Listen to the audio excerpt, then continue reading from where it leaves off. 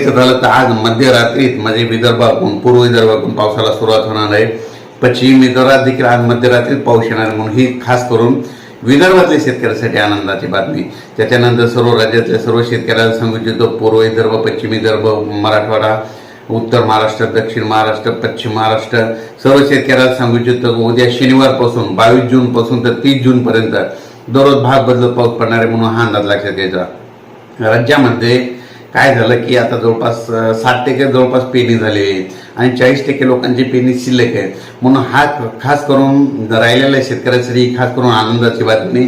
आणि ज्यांची पेरणी झाली त्यांच्यासाठी समजा ती सोयाबीन निघण्यासाठी समजा त्याच्यासाठी ही आनंदाची बातमी. तुम्हाला एक सांगू इच्छितो की राज्यामध्ये आता हे 2-3 दिवस पावसानं थोडी उघाड दिली होती. काही भागात पाऊस चालू होता, एकदम पाऊस थांबलेला नव्हता, म्हणून हा अंदाज लक्षात येतात. पण राज्यातील सर्व शेतकऱ्याला सांगू इच्छितो, 22 जून पासून 22, 23, 24, 25, 27, 28, 29, 30 तारखेपर्यंत राज्यात दररोज भाग बदलत मोठा पाऊस पडणार आहे, म्हणून हा सर्व शेतकऱ्यांनी अंदाज लक्षात घ्यायचा.